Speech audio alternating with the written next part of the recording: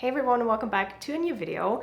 Today we are going to talk all about YouTube monetization and how much YouTube pays you once you get there. So I would categorize myself as a small YouTuber. At the moment, as I'm filming this video, I have less than 3,000 subscribers. I don't get like tons and tons of views. So there are a few main points I would like to cover in today's video. Number one being my way to monetization.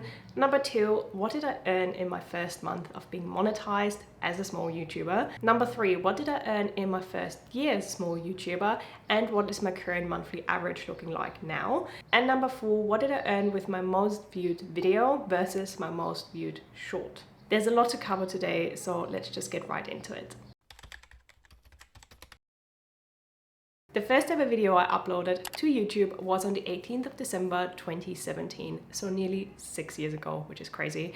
And it was a how I do my Christmas wrapping video. I wasn't really in shot that much. It was more of a voiceover video because I was still very insecure about uploading content because I was scared someone would see my content or my videos, maybe friends or family. Save yourself the 15 minutes. Please don't watch it. It is a really bad video. I should probably pause it, but I kind of don't want to because it's really nice to see the whole story of how I started and where I'm now on my channel. I started my channel, as probably everyone starts their channel, more as a hobby. I wanted to share my interests about makeup and fashion. I didn't really feel like I had a lot of friends that were really interested in those kind of topics, and I didn't really have anyone to talk about that stuff. So for me, YouTube was a platform where I could just talk about a cool new makeup palette that I tried or bought, and you can definitely tell it wasn't like super geared towards making money because I didn't upload very consistently. I kind of uploaded here and there where I felt like I had something to share and wanted to talk about, but I never really saw it as like a business or as like a platform where I want to earn money from. So the first time I really consistently started uploading videos was mid-2020. I lived in London at the time, and obviously COVID hit and all of us had a lot of spare time, and I thought, why not use it and put it into my YouTube channel? So that's when I started to consistently upload, and you can see on the graph here, not a lot happened for quite some time. So I was uploading and uploading and uploading, but I didn't really get a lot of views. Like I got like maybe 50 views, maybe 100 if I was lucky. And then a year later, mid-2021, I was really lucky that I had a few trending videos that brought in a bunch of new subscribers. So I hit my 1,000 subscriber mark. But as you know, to get monetized, you need 1,000 subscribers and you need to have 4,000 watch hours. Personally, I find the 4,000 watch hours is so much harder to achieve because you need to achieve them within 1 year. The way I did it is by just keep going. Like I constantly uploaded new videos. At some point I even uploaded 2 videos a week just to get those watch hours in, but I did have to scale that back again to 1 video because uploading 2 videos a week while trying to have a social life and a full-time job just got too much for me. It just was too much work. I felt like a machine that had to like push out video after video after video, and I just didn't enjoy that as much anymore. So I brought it back to 1 video. So from the point where I started to regularly upload videos in mid-2020 to when I got monetized, 2 years have passed. So it took me 2 years to get monetized, and trust me, a lot of sweat and tears went into this. The amount of times I wanted to quit and stop because you put so much work and effort into a video, you edit for hours, and then you get 30 views. Because at that point you just think, is it really worth it? Am I good enough? And trust me, I really understand how hard it is to get monetized. But the day came and I got the email where it said that I'm now qualified to become monetized on YouTube. And I went through the whole process, and since the 9th of May 2022, I'm now an official YouTube partner. So when I set up my account, as I said, I was living in London at the time, so I've set it up in pounds. So all of the numbers that I'm going to show you now are in British pounds. So in my first month of being monetized, I earned £57 and 92 pence. And for being a relatively small YouTuber with, at that point, just a little bit above 1,000 subscribers and not heaps of views, I think that paycheck was actually quite high, and the reason being is that I just uploaded the Cupshe review video, which was trending and brought me over the 4,000 watch hours, and as I got monetized it was still trending and getting a lot of views in. So obviously I earned quite a bit with that video in my first month. After I had this training video, my views came back down, and I still tried to upload at least one video a week. And from then onwards, my monthly average income with YouTube sat around 13 to 15 pounds. And obviously you need to hit a threshold on when YouTube pays you. So in pounds, that's 60 pounds. I think for dollars, it's 100. I'm not quite sure. So that's the minimum threshold when they pay you out. So for me, it always takes a few months to get all of that money, and then they pay me out. So when some people upload a video of how much a small YouTuber earns, and they tell you they earn around $500 to $1,000 a month, I actually think that's quite a lot. And as I said, maybe they're small at the time, but they're probably growing quite quickly and they get heaps of views in, which if you are really a small YouTuber, I think that number is way too inflated. My number is probably also quite low, so maybe you sit somewhere in the middle. But just to give you an idea, if you check out my channel and see the views that I have, I sit somewhere around 13 to 15 pounds. So that brings us to today. I'm now monetized for just over a year. But if we look at the first full year of being monetized, I earned a total of £189.92. So I definitely don't earn a lot with my channel, and every now and then when I do get a payout, obviously I'm super happy, and it's just an added bonus of having my channel as like a hobby, and every now and then I get a little bit of money out of it as well, which is great. But obviously I cannot rely on YouTube money at all, hence I still have a full-time job on the side. I always find this section super interesting to see which videos trended for which people and what brought in a lot of money. So from the day I got monetized to today, the video that earned me the most was a makeup declutter video I filmed when I was living back in London, and I got £40.18 so far with this video. And to give you some other stats as well from this video, I got a 6.9% click-through rate. So from the point someone sees your thumbnail to clicking on it, I think like 7% is a fairly good number compared to other videos on my channel. And the average watch duration of this video, the video was 37 minutes long, was just under 9 minutes, so 8 minutes and 51 seconds, which might sound fairly short, but a lot of people click on videos and then jump off again.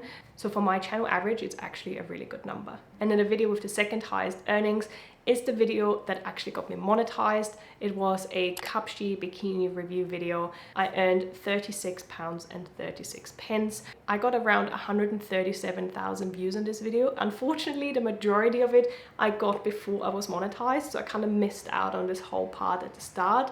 But I don't want to complain because this video pushed me over my 4,000 watch hours, which got me monetized. So it was still, for me, probably the most successful video on my channel because it earned me quite a bit of money, and I also got monetized because of it. Shorts versus videos. Where should you invest your time in, and which one is more beneficial for your channel?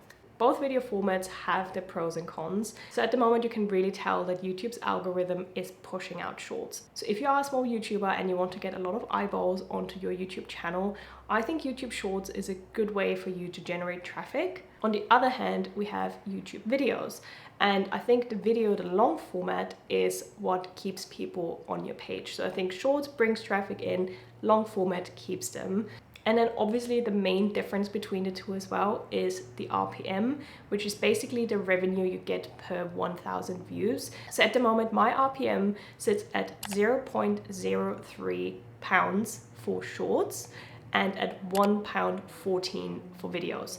So you see the difference. So you earn much more with videos compared to shorts. So if you look at one of my biggest shorts where I got over 33,000 views, I just earned £1.06. So really not a lot. Maybe also to mention here is, depending on the niche you are in with your YouTube channel, your RPM is gonna be significantly different. That's because CPM is different for those different niches or categories. The difference to a CPM is basically what are advertisers willing to pay for an ad on your video per 1,000 views. And that is majorly different between different sectors. So for example, online earnings, marketing, finance, all of those are really high with a CPM over $10. And the lifestyle category I'm in sits much lower at around $3. So obviously my earnings per view are also gonna be significantly lower compared to someone that does a marketing or finance video. So keep that in mind when you want to start your channel, what category you want to fit in, because it also changes how much you're going to earn per view.